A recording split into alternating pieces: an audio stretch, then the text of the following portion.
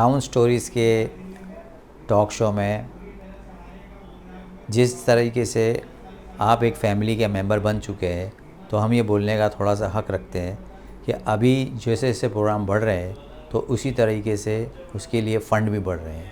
तो हमने एक पैटर्नाइज चैनल चालू किया है जिसमें आपको लिंक नीचे डिस्क्रिप्शन में दिया गया है। उसमें आप चैनल को अगर सपोर्ट करते हैं, चाहते हैं कि इसी में और ज़्यादा से ज़्यादा वीडियो अपलोड हो, तो आप उसमें सपोर्ट कीजिए।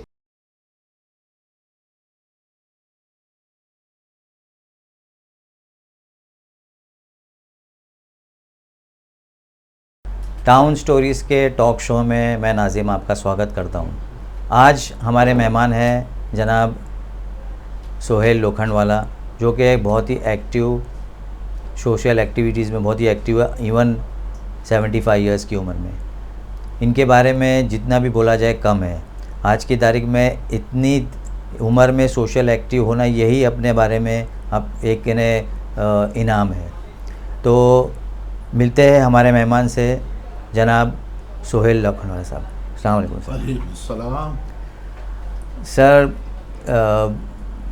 मौजू सोशल एक्टिविटीज़ से शुरू हो रहा है, तो मैं ये पूछना चाहूँगा सर आपसे कि आज से 50 साल पहले जब आप सोशल एक्टिविटीज़ में आए, तो ऐसी क्या आपको आपके जहन में ऐसी क्या चीज़ आई जो आपको ऐसी लगी कि ये हमारे माशरे में इस चीज़ की कमी है और इसे पूरा करना चाहिए और इसको खिदमत की बहुत ज़रूरत है, इसको तवज्जो की बहुत ज़रूरत है? तो वो क्या ऐसी चीज़ थी जिसने आपको अपनी तरफ राग़िब किया? ऐसा है कि जब आदमी में खिदमत का जज्बा पैदा होता है तो कोई ना कोई उसकी ज़िंदगी में ऐसा वाक़या या ऐसी कोई बात आती है जो उसको, और अगर अल्लाह की हिदायत है, तौफीक है, तो अल्लाह रब्बुल इज़्ज़त उसको ऐसे तामीरी काम की तरफ या ऐसे नेक काम की तरफ आमादा करता है। मेरे साथ मामला ऐसा हुआ, आपको हैरत होगी। मैं 6ठी क्लास में था और हमारे जो क्लास टीचर थे वो हिंदी पढ़ाते थे, और उन्होंने कहा कि भाई कल तमाम लड़कों को 200 पेज की सिंगल लाइन कॉपी लाना है, और अगर वो नहीं लाओगे तो बहुत पिटाई होगी। अब मेरे वालिद की, मैं सुबह उनको चाय की बहुत आदत थी, और हमारे घर के करीब एक स्टॉल था जहाँ उस ज़माने में 4 आने में पूरा चाय का डब्बा भर के मिलता था। अब मुझको ये अच्छा नहीं लगा कि मैं मेरे वालिद को बोलूँ और उनको फिर ये तकलीफ़ हो कि यार मैं मेरे बेटे को कॉपी नहीं दिला सकता हूँ और ये मैं चाय पी रहा हूँ। तो मैंने अल्लाह से दुआ किया कि यार अल्लाह कुछ ऐसा कर दे कि मेरे को कुछ इंतज़ाम हो जाए। और उस ज़माने में 200 पेज की सिंगल लाइन कॉपी 10 आने में मिलती थी। कितने में? 10 आने में। अभी 10 रुपये में मिलती है। तो मैं चाय लिया, चाय लेके जैसे बिल्डिंग के पक्ति पे चढ़ा, पत्थर की सीढ़ियाँ हैं, मेरी वालिदा की बिल्डिंग, ये खड़क बोलते उसको। तो देखता हूँ तो कोने पे 10 आने पड़े हुए, 8 आने, 10 पैसे और उस ज़माने के 2 पैसे। मैंने उठा लिया, और जब 9 बजे, 9:30 का स्कूल था, 9 बजे हम लोग स्कूल, मेरे घर से स्कूल 5 मिनट के फासले पे थी, तो वहाँ गया, उस दुकान पर कॉपी ख़रीदा। और ये मेरे मरहूम वालिद की दुआओं का नतीजा था कि अल्लाह रब्बुल इज़्ज़त ने उनकी दुआ जो मेरे लिए थी कि 10 आना रखा कि मेरा बेटा अपने उस्ताद की मार नहीं खावे। वहाँ से मेरा तो वो चीज़ ने मेरे में ये चीज़ पैदा की कि सोहेल, कि तेरे को अल्लाह रब्बुल इज़्ज़त जब कुछ ऐसा बना दे कि आज तू इस तरह की मदद ले रहा है, या इस तरह का तेरे को अल्लाह ने तेरी मदद की है, तू आइंदा ऐसे लोगों की मदद करने वाला बन जाए। और अल्लाह रब्बुल इज़्ज़त ने मेरे को इतनी मदद मेरे से हुआ कि मैंने कई ट्रस्टों में काम किया, कई सोसाइटियों में काम किया, और उसके बाद कई एक तो इससे पहले भी मैं एक कैंसर ट्रस्ट में काम किया था, और उसके बाद आज जो ये देख रहे हो, ये कैंसर ट्रस्ट जो इस्टेब्लिश हुआ है, ये उसी सोच का नतीजा है, उसी सोच का नतीजा है कि तुम अपने लिए तो हर कोई जीता है, मज़ा तो यह है कि तुम दूसरों के लिए जियो। मज़ा तो यह है कि तुम दूसरों के लिए जियो। और आज अल्हम्दुलिल्लाह ये कैंसर ट्रस्ट को इस्टेब्लिश किए हुए मुझे 20 साल हो गए। और आपको हैरत होगी, मैंने शरद वार साहब को भी लेटर लिखा हूँ, हमारे इस कैंसर ट्रस्ट ने अभी तक 2,73,00,000 रुपए की मदद की है। तकरीबन 2.5 लाख लोगों की मदद हुई है, 2.5 लाख लोगों की मदद। और ये मेरी तमन्ना है कि मेरी ज़िंदगी में और मेरी ज़िंदगी के बाद मेरी बीवी, मेरे बच्चे, मेरा एक लड़का है जो टोरंटो में है कनाडा में, मेरी एक लड़की है जो कनाडा में या दुबई में है, और उनको मैंने इंस्ट्रक्शन दिया है कि मेरे बाद भी ये ट्रस्ट बंद नहीं होना चाहिए और ये ट्रस्ट चलना चाहिए। और ये जगह जहाँ आप बैठे हो, यहाँ मुझको जब मैंने किराए पे दिया था तो मुझको महाना 22,000 रुपये मिलते थे। जब मेरी कॉरपोरेशन की जगह ले ली गई, उसकी तफसील में मैं नहीं जाना चाहता हूँ, क्योंकि जो भी बुरा होता है तो बंदे को ऐसा लगता है इसी से बुरा हुआ, लेकिन अल्लाह कहता है कि बंदे इसके पसे पर्दा तेरे लिए अच्छा ही रखा होगा। तो जब यह 22,000 रुपये किराया मिलता था तो ट्रस्टी ने कहा कि सोहेल भाई आप 22,000 रुपये ले लो। मैं बोला नहीं, मैं ये पैसा नहीं ले सकता हूँ, इसलिए कि मैं इस काबिल हूँ, मैं समझूंगा ये मेरी तरफ से डोनेशन है, और ये 22,000 रुपये में 4 कैंसर के मरीज़ों की मदद हो जाएगी। और अल्हम्दुलिल्लाह मैं आज इस कैंसर ट्रस्ट से मैं एक पैसा नहीं लेता हूँ किराए का, और बहुत अच्छी तरह से हमारा कैंसर का ट्रस्ट चला है। तमाम ट्रस्टियान मेरा साथ देते, जो मैं चाहता हूँ, जो बोलता हूँ, वो जानते हैं कि सोहेल लोखंडवाला जो अपनी जगह दिया है तो वो क्या बेईमानी करेगा इसमें, और अच्छी तरह से चला। सर अगला सवाल आपसे ये है कि नॉर्मली सोशल एक्टिविटीज़ जो काम है वो एक ने ऐसा काम है जिसके अंदर हमको डेली चैलेंजेस फेस करने पड़ते हैं। नॉर्मली हम कंफर्ट जोन में तो इजीली रहते हैं। अब ये जो आप काम कर रहे हैं, कंफर्ट जोन छोड़ के जब आप इस काम को करने के लिए कंफर्टेबल होते हैं तो आप अपने आप को कैसे कंफर्टेबल इसमें बनाते हैं ताकि आपके अंदर वो एनर्जी रहे वो मसले को सॉल्व करने की? देखिए, मैं तो समझता हूँ कि अगर मैं काम नहीं करता इस किस्म के तो वो मेरे लिए अनकंफर्टेबल होता। मैं ये काम कर रहा हूँ, ये मेरे लिए बहुत बड़ा कंफर्ट है।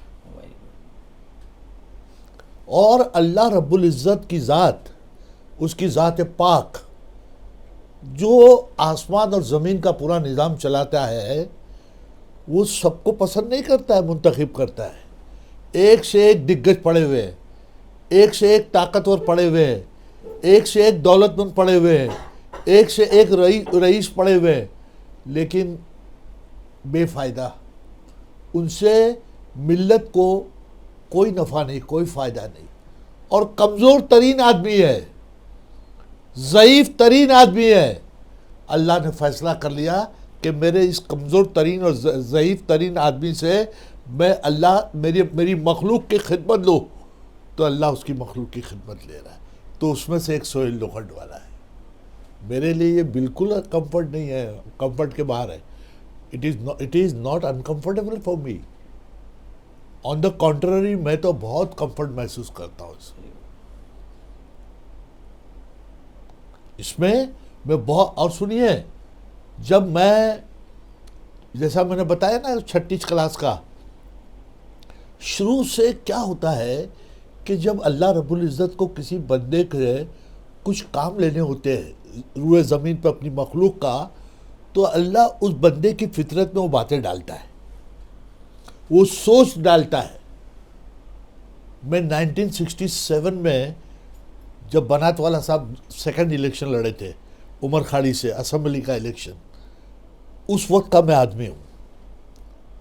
और उस ज़माने में भी जब हम उनकी खिदमत करते थे, इलेक्शन में उनका काम करते थे, उनके लिए भाग दौड़ करते थे, मैं बाखुदा कहता हूँ कभी हमने अपने उस्ताद को ये नहीं बोला कि सर हमारा क्या, आज का बंदा तो आता नहीं है, बोलता है मेरे पास 500 आदमी है, 5 लाख रुपए लूंगा काम करने का। हमको याद नहीं है कि हमारे सर की, टीचर की, एक चाय के अलावा हमने कोई चीज़ इस्तेमाल की हुई हो। तो ये जज्बा क्या होता है? ये जज्बा अल्लाह जिस बंदे को पसंद फरमाता है उस बंदे के अंदर वो खिदमत का जज्बा पैदा फरमाता है। और इसमें माँ बाप की, उस्ताद की दुआओं का भी बहुत बड़ा अमल दखल है। हमने अपने वालिद की बड़ी खिदमत की तो वो थोड़ी खड़े रह के ऐसी सामने दुआ मांगते, वो तो नमाज के जानमाज पर है, उन्होंने हाथ उठा लिए। और आपको एक बात बता दूँ, हदीस पाक में आता है, उसका मफहूम है कि जब कोई बाप अपनी औलाद के लिए हाथ उठाता है तो उसके और अल्लाह के दरमियान कोई हिजाब नहीं रहता है, डायरेक्ट कबूल। तो वो इसकी वजह से मैंने देखा क्या करूं, एक ट्रस्ट में मैं थोड़े छोटे मोटे काम करता था और आपको हैरत होगी कि मैं शायद मुसलमानों में पहला आदमी हूं जो सिर्फ 34 साल की उम्र में प्रिंसिपल बना हूं। और 20 साल मैंने प्रिंसिपलशिप की, उससे पहले 15 साल मैंने टीचिंग की, 35 साल मैंने बच्चों को पढ़ाया। और उसके बाद जब बताया ना कि जब बंदा नेक काम करता है, उसके अंदर इखलास है, खुलूस है, दहनतदारी है, कुर्बानी का जज्बा है, तो अल्लाह ताला उसके लिए आगे राहें खोलता है। मेरे ख्वाब में नहीं था। कॉर्पोरेशन के इलेक्शन आए 92 में, तो मेरे को बनात वाला साहब जो एक अच्छा वार्ड था जहाँ से मुसलमान बहुत आसानी से जीत सकता था, वहाँ किसी और ने कब्जा कर लिया। बनात वाला साहब ने इंटरव्यू लिए, मेरे उसके ऊपर हाथ रखे कांधे पर, बोले आपको इलेक्शन लड़ना है। अब उनके दिमाग में क्या बात थी, क्योंकि उस वार्ड में जहाँ से मुझको टिकट दी गई थी वहाँ सब बोल रहे थे इसकी लाश गिरेगी। और जिस शख्स के अगेंस्ट मैंने इलेक्शन लड़ा, वो असेंबली के इलेक्शन में उसने 22,500 वोट लिया था। और देखो, जिसको अल्लाह को कामयाबी देनी होती है वही शख्स मेरे सामने 510 से वोटों से इलेक्शन हार गया। हो गया, मैं कॉर्पोरेटर बन गया। फिर मैं यहाँ आया असेंबली का, यहाँ सैयद अहमद मरहूम थे जो 6 टर्म से मिनिस्टर एमएलए थे, और उस 6 टर्म में वो 2 से 3 मरतबा मिनिस्टर थे महाराष्ट्र स्टेट में। फांसी कर उठा रहे थे, एमएलए बनने जा रहा है, एमएलए बनने जा रहा है। और उसी सैयद अहमद को 2,400 वोटों से तीसरे नंबर पे आया वो। मेरे बाद शिवसेना थी, शिवसेना के बाद सैयद अहमद था। फिर पार्लियामेंट का इलेक्शन आया, पार्लियामेंट का इलेक्शन लड़ने जा रहा है। और उस वक्त अलायंस था कांग्रेस, समाजवादी, आरपीआई। ये कॉन्स्टिट्यूंसी साउथ सेंट्रल कहलाती थी। लड़ा, और देखो ईमानदारी, भुजबल साहब हयात है। मैं जब फॉर्म भरने जा रहा था कलेक्टर ऑफिस में, भुजबल साहब शायद उस वक्त अपोजिशन लीडर थे अपर हाउस में, पीछे आए, मेरे को रोका, बोले सिंबल कौन सा लोगे? मैं बोला सर समाजवादी का। बोले मैं तुमको पंजा दिला देता हूँ, कांग्रेस का सिंबल। मैं बोला सर मैं बेईमानी नहीं कर सकता, मैं हारना पसंद करूँगा, मैं हारना पसंद करूँगा, मैं बेईमानी नहीं करूँगा। बोले आपको कैसा मिलेगा सिंबल? बोला मुलायम सिंह यूपी से लेटर भेजेंगे, यहाँ कलेक्टर हाउस में मिल जाएगा मेरे को सिंबल। बोले क्या सिंबल है? मैं बोला साइकिल। लड़ा और मेरे ही लोगों ने मेरे साथ बहुत बड़ा गेम खेला। सिफिलिस इल्म के असर में आ गया था और मौत के मुंह में पहुंच गया था। अगर रात को जिस गाड़ी में मेरी गाड़ी का एक्सीडेंट हुआ, जिसमें मेरी बहन का लड़का था, वो गाड़ी को लोगों ने देखा तो बोले ये ड्राइवर का है। बोले ये क्या है? बोले झूठ बोलते हो, ड्राइवर जिंदा ही नहीं है। बोले अरे बोला यही है भाई।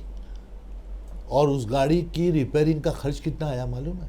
65,000 रुपये उस ज़माने में। सोहेल लोखंडवाला ने, उसके बाद भी मैंने ये नहीं कि मेरे को असेंबली मिले, मेरे को पार्लियामेंट मिले, मेरे को कॉरपोरेटर मिले, मैं पैसे कमाने का कोई ज़रिया मिले, मैंने कभी ये नहीं देखा। इसी ऑफिस में पैर रखने की जगह नहीं रहती थी। हफ्ते में 3 दिन, पीर, बुध और जुमा। और उस ज़माने के लोग, जैसा अभी अजीज एजाज यहाँ बैठे हुए, उस ज़माने के लोग को आप पूछोगे, बोलेंगे यार मैंने ऐसा आदमी नहीं देखा। और 12 बजे ऑफिस ख़त्म करने के बाद गलियों में जो बुलाते थे मोतबर लोग, नामवर लोग, वहाँ जाता था। बाबा क्या काम है? अपनी गाड़ी में बिठाता था और वार्ड ऑफिस ले जाता था, जहाँ ऑफिस में होता था, अपनी गाड़ी में पर्सनल। लेकिन जो मेरे साथ गेम किए वो आज खुद भुगत रहे हैं, आज खुद भुगत रहे हैं। और उनके पास बेपनाह पैसा है, लेकिन पैसे से शोहरत नहीं हासिल होती है। अगर तुम्हारे दिल में इखलास है, तुम्हारे दिल में ईमानदारी है, दयानतदारी है और वाकई खिदमत खल्क का सही जज्बा है, सिर्फ दिखावे के लिए नहीं। आज उनके पास सब कुछ है लेकिन उनको कोई नहीं पूछता। लोग पसंद नहीं करते कि ये लोग अच्छे नहीं हैं। तो तुमको सर्टिफिकेट देने की ज़रूरत नहीं है।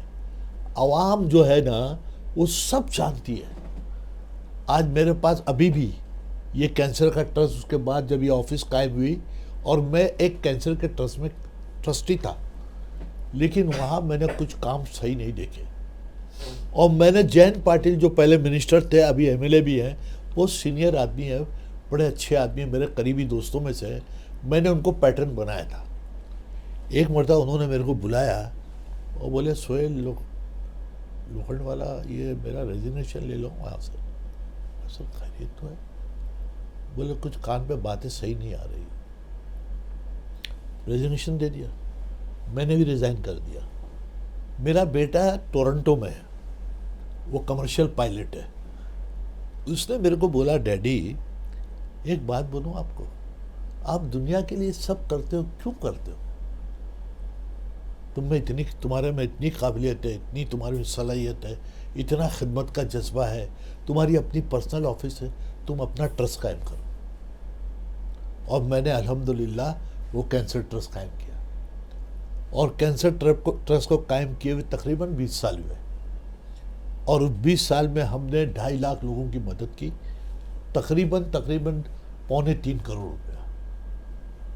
और ये सिलसिला मैंने मेरी बच्चों को भी, मेरी बेटी एक दुबई में, बेटा है, मेरी वाइफ है, ये बता दिया कि बेटा मेरे इस दुनिया से रुखसत हो जाने के बाद भी इस सिलसिले को बंद नहीं करना, इसको जारी रखना, क्योंकि ये क़यामत के दिन इसका अल्लाह सब अजर देने वाला है। क्या आपके पास ऐसी सिचुएशन आई एक दिन कि आप थोड़ी देर के लिए आपने सोचने लगे कि इसको मैं कैसे सॉल्व करूँगा? जैसा कोई केस लेके आया या कोई मौजू लेके आया किसी ने? असल में मैंने जब से मतलब होश संभाला तो खिदमत खल्क का जज्बा तो मेरे में था और आज भी है और इंशाअल्लाह ताला मरते दम तक रहेगा।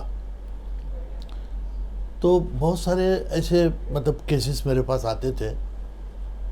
तो एक बेवा का केस आया था मेरे पास, जिसके ऊपर के साथ कुछ नाइंसाफ़ी हो रही थी और वो नाइंसाफ़ी की वजह से वो बेवा खुदकशी करने को तैयार हो गई थी। तो क्योंकि बहुत बड़ा मेरा सर्कल, काफ़ी लोगों से मिलना जुलना, और फिर बाद में तो फॉर्चुनेटली और अनफॉर्चुनेटली पॉलिटिक्स में भी आ गया मैं। जो मेरी फील्ड नहीं थी, लेकिन अल्लाह को खिदमत लेना था, इसलिए पॉलिटिक्स एक बहुत, अगर देखा जाए तो पॉलिटिक्स एक खिदमत करने का बड़ा अच्छा प्लेटफॉर्म है, लेकिन लोग उसको अपनी अपनी खिदमत का ज़रिया बनाते हैं, अपनी खिदमत के लिए। तो वो औरत के साथ जो नाइंसाफ़ी हो रही थी, तो वो औरत को लाए उन्होंने मेरे पास, और मेरे को बोले कि सर ये बेचारी बेवा है और इसके 2 बच्चे हैं और इस तरह से उसके ऊपर जुल्म होता है। मेरी आदत ऐसी है कि मैं डरता नहीं हूँ किसी से, अल्लाह के सिवा। मैंने कहा कि अगर जाहिर बात है मैं इसकी मदद करूँगा और इसको उस चीज़ से निजात दिला दूँगा, तकलीफ़ परेशानी से, तो सामने जो भी होगा, जो इसको परेशान कर रहा है या उसको मिसयूज़ करना चाहता है, तो वो मैं उसका दुश्मन, वो मेरा दुश्मन बन जाएगा, मतलब मैं उसका दुश्मन बन जाऊँगा, और वो मेरे को हो सकता है कि और भी कुछ मेरे पर वो करे। और ऐसा हुआ है मेरे पर साथ, हमला तक हुआ है मेरे पर। हाँ, लेकिन अल्लाह रब्बुल इज़्ज़त के हाथ बड़े, और अल्लाह ये भी देखता है कि भाई कौन बंदा सही है, कौन गलत है। तो जो सही होता है तो अल्लाह उसकी खुद ब खुद मदद करता है, और अल्लाह ने मेरी हिफाजत फरमाई। और इसीलिए ये सब होते होते जब मैं कैंसर ट्रस्ट में एक काम कर रहा था, तो मैंने देखा कि यार यहाँ तो ये पैसा, ये तो अपनी ज़ाती काम के लिए इस्तेमाल कर रहे हैं, ये अपने ऐशो आराम के लिए इस्तेमाल कर रहे हैं, ये अपनी अय्याशी के लिए इस्तेमाल कर रहे हैं। तो मैं खौफ खा गया, और भी मैं एक मरतबा तन्हाई में अल्लाह से वो किया कि अल्लाह कुछ ऐसा कर दे मेरा यहाँ से छुटकारा हो जाए। और मैंने वहाँ से इस्तीफ़ा दिया, और इस्तीफ़ा दिया तो मेरे बेटे ने मुझसे कहा कि डैडी तुम खुद अपना क्यों ट्रस्ट कायम नहीं कर लेते हो, तुम में माशाल्लाह इतनी क्वालिटीज़ है, इतनी तुम्हारे में वो है, खिदमत करने का जज्बा है। और अल्हम्दुलिल्लाह 20 साल पहले ये ट्रस्ट मैंने काम किया। ये हमारे देखने वालों को बताइए कि आप क्योंकि अलग अलग ओहदों पे रहे हैं, और ये नेचुरली होता है कि कोई भी ओहदे पे जब पहुंचता है एक शख्स, तो उसके साथ उसका ईगो भी आता है, और उसका जो शख्स से हम काम करने जा रहे हैं, और हमें हमारा जज्बा सोशल लाइफ का, सोशल एक्टिविटी का है, और हमें उस शख्स से डील करना है, तो हमें पता है कि ये इस ओहदे पे है, तो उसका एक ईगो जब आ जाता है, तो उसके ईगो को हर्ट करे बगैर, उसके ईगो को शांत करके हम अपनी सोशल एक्टिविटी को कैसे परफॉर्म देंगे, कैसे अंजाम देंगे। देखो एक बात सुनो, ये ईगो कब आता है मालूम है? जब आदमी दीन से महरूम रहता है। अगर जिसमें दीन की ज़रा भर भी सूझबूझ है, समझ है, बाखुदा कहता हूँ उसके अंदर कभी ईगो पैदा नहीं होगा। पैगंबर इस्लाम हज़रत मोहम्मद सल्लल्लाहु अलैहि वसल्लम ने जो मज़हब हम तक पहुँचाया, अगर उस मज़हब को अच्छी तरह से मुसलमान समझ ले और समझने के बाद उसके ऊपर सही ढंग से अमल करे, तो ईगो इस्लाम में है कहाँ? और ईगो का मतलब होता है तकब्बुर, अना बोलते हैं उसको, उर्दू में अना बोलते हैं। अना माने तकब्बुर। देखो जैसा अभी मैंने आपको बताया कि एक मरतबा हाउस में वो बेवाओं के लिए जो बिल आया था 250 रुपये माहाना मुआवजा का, 250 रुपये, 250।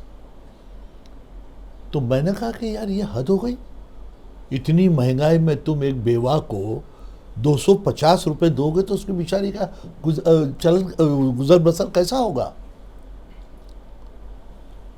तो हाउस में बहुत हंगामा हुआ, और उस वक्त जो फाइनेंस मिनिस्टर थे वो मतलब मजबूर हो गए कि यार सोहेल लोखंडवाला अपोजिशन में है, लेकिन ये जो बात कर रहा है ये इंसानियत की बात कर रहा है, ये कोई पॉलिटिक्स की बात नहीं कर रहा है। उसी तरह मेरे को एक मरतबा याद आया कि ये शायद सुरेश दादा जैन ही वो थे फाइनेंस मिनिस्टर, और एक बिल आया था उसमें जो बच्चों की जो कॉपियाँ आती है ना, सिंगल लाइन नोटबुक बोलते हैं जिसको, जो स्कूल में इस्तेमाल होती है, बच्चे इस्तेमाल करते हैं, तो उसके ऊपर जो है ना उन्होंने 10% टैक्स बढ़ा दिया। यार ये तो हद हो गई है। मैं आया एनयू किताब घर में, ये जे अस्पताल में है, कोने पे जो है, अभी तो तीनों, एक भाई दो भाई का इंतकाल हुआ, मैं पता नहीं क्या उनकी पोजीशन है, अभी तो इससे हो गए 9 के 3। पहले एक ही दुकान थी, उसका नाम था एनयू किताब घर। मैं आया, मैं बोला यार महबूद भाई ये कॉपी कितने की है? तो बोले यार पहले ये इतने की थी और अभी ये वो हो गई, इसमें टैक्स लगाने के लिए बोल दिया, और टैक्स लगाएगा तो इसकी कीमत बहुत बढ़ जाएगी। मैंने वो दोनों कॉपी लिया हाथ में, हाउस में आया दूसरे दिन 8 बजे, और 8 बजे जब मेरा नंबर, दूसरा नंबर था मेरा, पहला नंबर एक नरसिया आडम करके है, वो शोलापुर का एमएलए, उसका वो बोलने वाला था।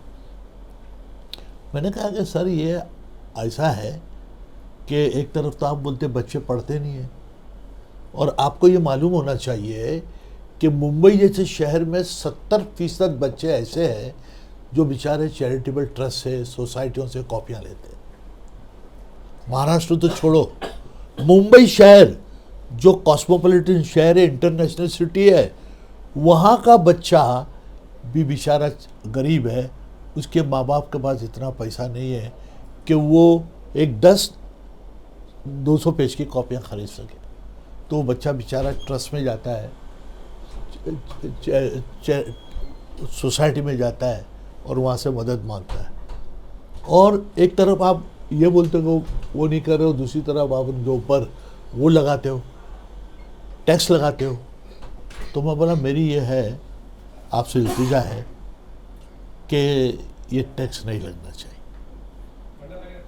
आपको हैरत होगी, जब सब बहस ख़त्म होती है ना तो मिनिस्टर खड़ा होता है जवाब देने के लिए, और मिनिस्टर खड़ा हुआ, और मिनिस्टर ने खड़ा होकर सबसे पहले बोला कि सोहेल लोखंडवाले ने जो बात किया वो मेरे दिल को लग गई, और मैं सबसे पहले ये ऐलान करता हूँ कि बच्चों की जो नोटबुक्स है, कॉपियाँ हैं, स्कूल में इस्तेमाल करने की, क्लास में इस्तेमाल करने की, उस पर कोई टैक्स नहीं होगा।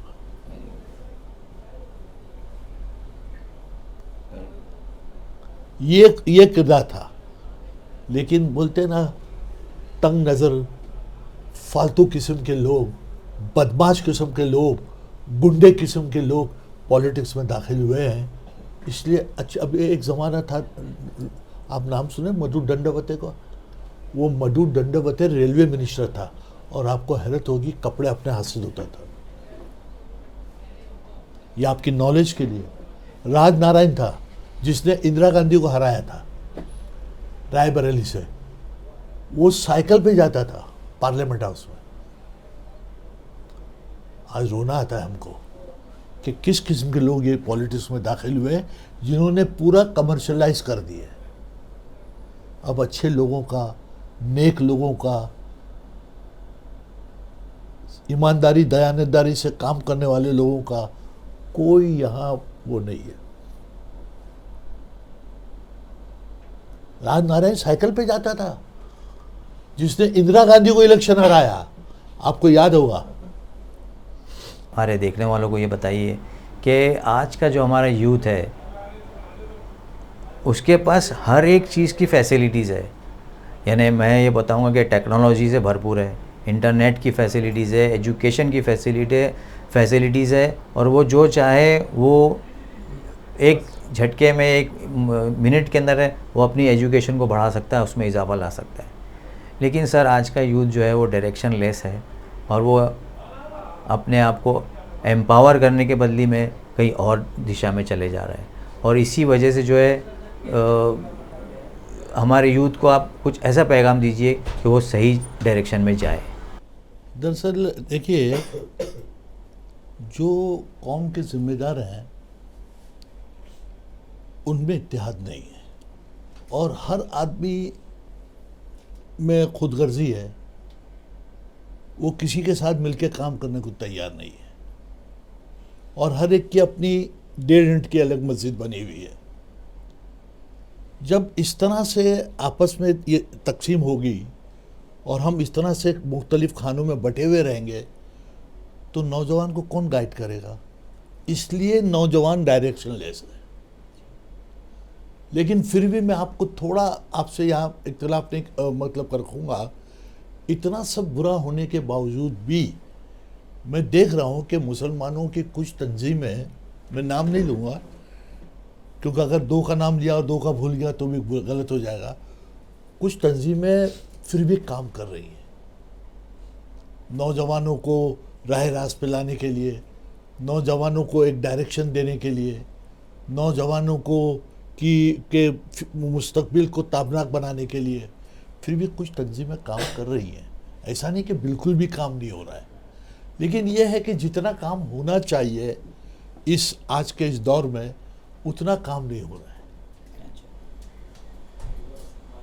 और उसके लिए अगर ये सब मुत्तहिद हो जाए, ये सब तंजीमें अपने बाहिमी मफाद को छोड़ दें, अपने बाहिमी इख्तिलाफ को छोड़ दें, अपनी बाहिमी जो तंग नजरी उसको छोड़ दें, तो बहुत बड़ा काम कर सकती है कौम। पूरी तारीख है ना, पूरी तारीख है, लेकिन ये इसके लिए एक प्लेटफॉर्म पर आना बहुत ज़रूरी है।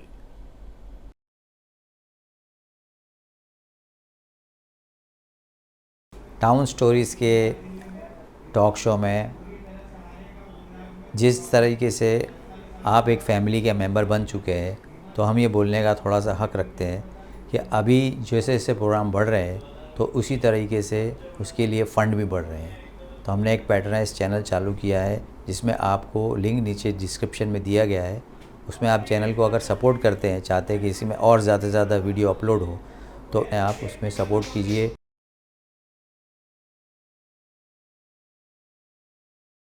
ये थे हमारे आज के मेहमान जनाब सोहेल लोखंडवाला साहब। आपको ये इंटरव्यू कैसा लगा, इसके बारे में आप हमें ज़रूर बताइए नीचे कमेंट सेक्शन में। हमारे चैनल को सब्सक्राइब कीजिए अगर आप नए हैं इस चैनल पे, और ज़्यादा से ज़्यादा लाइक कीजिए, शेयर कीजिए। बस इंशाल्लाह नेक्स्ट एपिसोड में मिलते हैं। Thank you very much.